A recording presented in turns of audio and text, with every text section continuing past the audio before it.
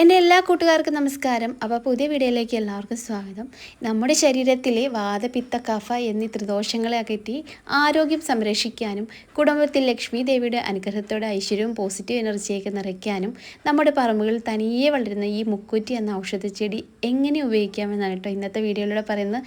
കർക്കിടക മാസം ആയിക്കഴിഞ്ഞാൽ നമ്മൾ ആദ്യം ചെയ്യുന്നത് നമ്മൾ കർക്കിടകത്തിൻ്റെ ഒരു 7 ദിവസമോ അല്ലെങ്കിൽ 12 ദിവസമോ അല്ലെങ്കിൽ ചിലവർ അവസാന ദിവസം ഒരു മുക്കൂറ്റി ചാന്ത് തേക്കുന്ന ഇതുണ്ട്.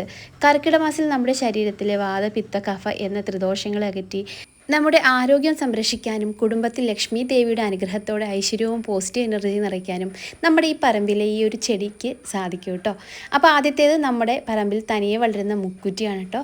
കർക്കിടകത്തിൽ ദിവസവും രാവിലെ കുളി കഴിഞ്ഞ് മുക്കൂറ്റി വേരോടെ അരച്ച് നന്നായിട്ട് കഴുകണം. നല്ല രീതിയിൽ വെള്ളത്തിൽ നന്നായിട്ട് കഴുകിയതിന് ശേഷം അത് സമൂലമാണ് എടുക്കേണ്ടത്. അത് നല്ല രീതിയിൽ നമുക്ക് അരച്ചെടുക്കണം.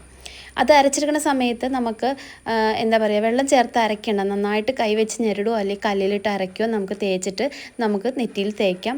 ഇത് കുളിച്ച് വൃത്തിയായിട്ട് വേണം നമ്മൾ രാവിലെ തന്നെ തേക്കാനായിട്ട്.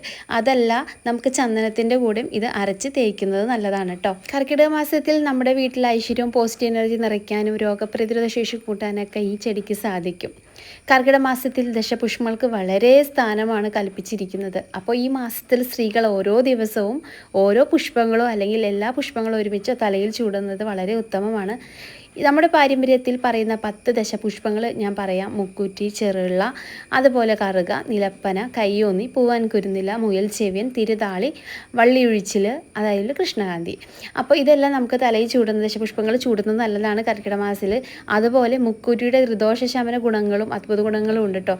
അതായത് ദശപുഷ്പങ്ങൾ ഭഗവതിയുടെ ലക്ഷ്മി ദേവിയുടെ സാന്നിധ്യമുള്ള ഒന്നാണ് മുക്കൂറ്റി.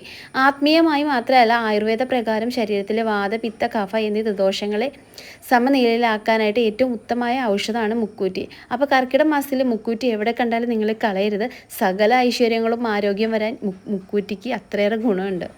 അപ്പോൾ അതിരാവിലെ തന്നെ നമ്മൾ കുളി കഴിഞ്ഞ് പൂർണ്ണ ശരീരശുദ്ധിയോടെ മുക്കൂറ്റി വേരോടെ എടുക്കുക. വേര്, തണ്ട്, ഇല, പൂവ് എല്ലാം നല്ലതാണ്.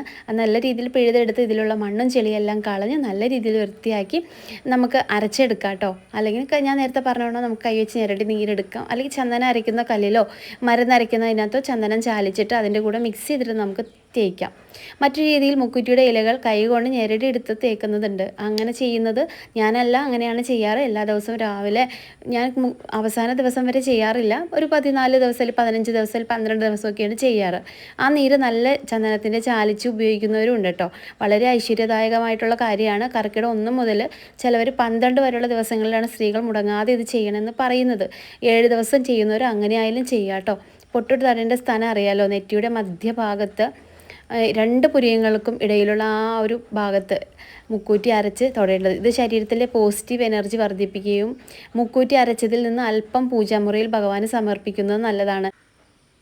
എന്നാൽ നമ്മൾ സ്വയം നെറ്റിയിൽ ഇത് അണിയുമ്പോൾ പൂജാമുറിയിലോ വീടിൻ്റെ ഉമ്മറത്തോ, അതായത് പുറത്തിരുന്നൊന്നും തുടരരുത്. പുറത്തു നിന്നുള്ള കാറ്റിലൂടെയോ മറ്റോ അശുദ്ധി ഉണ്ടാകാൻ സാധ്യതയുള്ളതിനാൽ വീടിൻ്റെ അകത്ത് ശാന്തമായ മറ്റൊരു സ്ഥലത്തിരുന്ന് വേണം നമ്മൾ നെറ്റിയിൽ പൊട്ട് ചാർത്താനായിട്ട്. അതുപോലെ തന്നെ കർക്കിടക മാസത്തിൽ എല്ലാ ദിവസവും രാവിലെ കുളി കഴിഞ്ഞ ഉടനെ സ്ത്രീകൾ ഒരു മുക്കൂറ്റിയുടെ തണ്ടെടുത്തിട്ട് പൂവും ഇലയും കൂടി ചേർത്ത ഭാഗം എടുത്ത് തലയിൽ ചൂടുക. ഇത് തലമുടിയിൽ ചൂടുന്നതിന് മുൻപ് ഭഗവാൻ പരമശിവനെ നാമങ്ങളോ മന്ത്രങ്ങളോ ജപിക്കുന്നത് നല്ലതാണ്. മഹാദേവനെ നന്നായിട്ട് പ്രാർത്ഥിച്ചിട്ട് തലയിൽ ചൂടുന്നത് നല്ലതാണ്. ഇങ്ങനെ ചെയ്താൽ ശിവഭഗവാന്റെ പ്രത്യേക അനുഗ്രഹവും എല്ലാവിധ സൗഭാഗ്യങ്ങൾക്കും നിങ്ങൾക്ക് ലഭിക്കും. അതുപോലെ തന്നെ കർക്കിടകത്തിൽ ഏറ്റവും വലിയ പ്രാധാന്യമായിട്ടുള്ള കറിയാണ് പത്തിലക്കറി. അതായത് കർക്കിടകം 10ൻ്റെ അന്ന് നമ്മൾ ഔഷധക്കഞ്ഞിയും, മഴ പെയ്ത് അന്തരീക്ഷം തണുത്തിരിക്കുമ്പോൾ നമ്മുടെ ശരീരത്തിൻ്റെ ദഹനശക്തിയും രോഗപ്രതിരോധ ശേഷിയും വളരെ കുറയും. അപ്പോൾ ഇത് പരിഹരിക്കാൻ വേണ്ടിയിട്ട് നമ്മൾ ഈ മാസത്തിൽ പ്രത്യേക ഭക്ഷണ രീതിയിൽ ആയുർവേദം നിർദ്ദേശിക്കാറുണ്ട്. പത്തിലക്കറിയുടെ പ്രാധാന്യം എന്ന് വെച്ചാൽ കർക്കിടകത്തിൽ ശരീരത്തിലെ വിഷാംശങ്ങളെ പുറന്തള്ളാനും രോഗപ്രതിരോധ ശേഷി കൂട്ടാനും പത്തില കഴിക്കുന്നത് നിർബന്ധമാണ്. അപ്പോൾ ചില നാടുകളിൽ നമ്മൾ അതായത് കർക്കിടകത്തിൽ 10ൻ്റെ അന്നാണ്, അത് 10ാമത്തെ ദിവസം വരില്ലേ, അന്ന് നമ്മൾ പത്തിലക്കറി വെക്കും. ചിലവർ കർക്കിടകത്തിൽ ഞായറാഴ്ച വെക്കാറുണ്ട്. ചിലവർ അങ്ങനെയൊന്നുമില്ല, കർക്കിടക മാസത്തിൽ ഏതെങ്കിലും ഒരു ദിവസം പത്തിലക്കറി വെക്കുന്നവരുണ്ട്.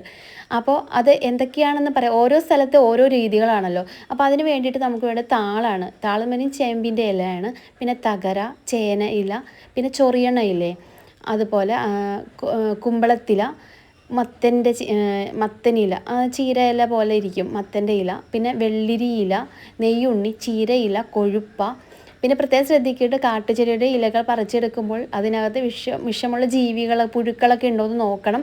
കർക്കിടക കഞ്ഞി അതുപോലെ കഴിക്കുന്നത് നല്ലതാണ് ഈ മാസം. നവരേരി, ഉലുവ, ജീരകം, ആശാളി എന്നിവയോടൊപ്പം ദശപുഷ്പങ്ങൾ ഇടിച്ചു പിഴിഞ്ഞ് ചാറും ചേർത്തിട്ട് കഞ്ഞി തയ്യാറാക്കുന്നത് ഈ മാസത്തിലെ ഏറ്റവും പ്രത്യേകതയുള്ളൊരു കാര്യമാണ്. അപ്പോൾ ഈ ഒരു മാസം നിങ്ങൾ ശരീരശുദ്ധിയാക്കാൻ വേണ്ടിയിട്ട് നമ്മുടെ ശരീരത്തിനും മനസ്സിനൊക്കെ കുളിർമേകാനായിട്ട് ദിവസവും രാവിലെ തന്നെ നമുക്ക് വെറും വയറ്റിലോ അല്ലെങ്കിൽ രാത്രിയിലോ ഒക്കെ ഈ കർക്കിടക കഞ്ഞി കുടിക്കുന്നതൊക്കെ നല്ലതാണ് കേട്ടോ. അതുപോലെ അതുപോലെ ഈ മാസത്തിൽ നല്ലതുപോലെ എണ്ണ തേച്ച് കുളിക്കുന്നതും അതുപോലെ ഉഴിച്ചിൽ, നമുക്ക് കർക്കിടക മാസത്തിൽ ഉഴിച്ചിലിനൊക്കെ പോകില്ലേ, അതൊക്കെ ചെയ്യുന്നതൊക്കെ നമ്മുടെ ശരീരത്തിലെ സന്ധിവേദനകളൊക്കെ മാറാനായിട്ട് ഉത്തമമാണ്. അതുപോലെ തന്നെ നമ്മുടെ വീട്ടിൽ ഐശ്വര്യം നിറയ്ക്കാനായിട്ട് കർക്കിടക മാസത്തിൽ ചെയ്യേണ്ട ഒരൊറ്റ കാര്യം എന്ന് പറഞ്ഞാൽ രാമായണ പാരായണം ചെയ്യുക എന്നാണ്. പാരായണം ചെയ്യുന്നത് ഏറ്റവും നല്ലതാണ്. അറിയുന്നവർ ചെയ്യുക, അതറിയാത്തവർ ദിവസവും സന്ധ്യാസമയത്ത് നിലവിളക്ക് കൊളുത്താൻ മറക്കരുത്. 2 നേരം കത്തിക്കാൻ പറ്റുമെങ്കിൽ നെയ്വിളക്ക് കത്തിക്കുന്നത് അത്രയേറെ നല്ലതാണ്. അതല്ല നിങ്ങൾ വൈകുന്നേരമാണ് കത്തിക്കണമെങ്കിൽ വൈകുന്നേരം മുടങ്ങാതെ സന്ധ്യാവിളക്ക് കത്തിക്കുക. പാരായണം ചെയ്യാൻ അറിയില്ലെങ്കിൽ സന്ധ്യാവിളക്ക് ഉറപ്പായിട്ടും കത്തിക്കാൻ നോക്കുക. ഇത് വീട്ടിലെ നെഗറ്റീവ് ഊർജ്ജം ഇല്ലാതാക്കാനായിട്ട് സഹായിക്കും. പിന്നെ അതുപോലെ സന്ധ്യയ്ക്ക് മുൻപ് തന്നെ നമ്മുടെ വീടും പരിസരവും വൃത്തിയായിട്ട് അടിച്ചുവാരി തുടയ്ക്കണം എല്ലാ ദിവസവും. കർക്കിടക മാസത്തിൽ എല്ലാ ദിവസവും അന്തരീക്ഷവായു ശുദ്ധീകരിക്കാൻ നമുക്ക് കുന്തിരിക്കുകയോ അല്ലെങ്കിൽ എന്തെങ്കിലുമൊക്കെ പുകയ്ക്കുന്നതൊക്കെ നല്ലതാണ് വീടിന് ചുറ്റും. പിന്നെ അതുപോലെ കർക്കിടക മാസത്തിൽ ഒഴിവാക്കേണ്ട കുറച്ച് കാര്യങ്ങളുണ്ട്. വിവാഹം, ഗൃഹപ്രവേശം, പുതിയ ബിസിനസ് തുടക്കം, പിന്നെ ശുഭകാര്യങ്ങളൊക്കെ ഈ മാസത്തിൽ ഒഴിവാക്കുന്നതാണ് നല്ലത്. അമിത ഭക്ഷണം, മാംസാഹാരം, അമിതമായി എണ്ണ അടങ്ങിയ പലഹാരങ്ങൾ എന്നിവയൊക്കെ ഈ മാസം ഒഴിവാക്കുന്നത് നല്ലതാണ് കേട്ടോ. ദഹിക്കാൻ എളുപ്പമുള്ള സസ്യഭക്ഷണങ്ങൾക്ക് മുൻഗണന നൽകുക. പിന്നെ അതുപോലെ സന്ധ്യാസമയത്തുള്ള ഉറക്കം, സന്ധ്യാസമയത്തുള്ള കുളി, അനാവശ്യ യാത്രകൾ ഈ മാസത്തിൽ പൂർണ്ണമായിട്ടും ഒഴിവാക്കുക. പിന്നെ നമ്മൾ രാമായണം പാരായണം ചെയ്യുന്ന സമയത്ത് നമ്മുടെ വീട്ടിലുള്ളവർ രാമായണം പാരായണം ചെയ്യണം. ചിലപ്പോൾ അമ്മയായിരിക്കാം, മൂത്തവരാരെങ്കിലും ആയിരിക്കാം. അപ്പം ബാക്കിയുള്ള കുട്ടികളോ മറ്റുള്ള ആരെങ്കിലുമൊക്കെ ആ സമയത്ത് TV കാണുക, ഫോൺ നോക്കിയിരിക്കുക, അവർ വേറെ രീതിയിൽ എൻ്റർടൈൻമെൻറ്റ് അങ്ങനെയൊന്നും ആവാതെ നമ്മൾ രാമായണം പാരായണ സമയത്ത് നമ്മളത് കേൾക്കുക. അപ്പോൾ രാമായണം പാരായണം ചെയ്യാൻ പറ്റിയില്ലെങ്കിലും ആ കേൾക്കുകയാണെങ്കിൽ ആ ഒരു ഗുണം തന്നെ നമുക്ക്, ആ ഒരു ഫലം നമുക്ക് കിട്ടും. അതുകൊണ്ട് ആ സമയത്ത് രാമായണം പാരായണ സമയത്ത് നിങ്ങൾ കേൾക്കാൻ ശ്രമിക്കുക. അല്ലെങ്കിൽ നമ്മൾ ഏതെങ്കിലും യൂട്യൂബ് വഴിയാണെങ്കിലും രാമായണ പാരായണം ചെയ്യുന്ന ആ സമയത്ത് സന്ധ്യാസമയത്ത് കേൾക്കുന്നതും അത് വെച്ച് വീട്ടിൽ കേൾക്കുന്നതൊക്കെ നല്ലതാണ്.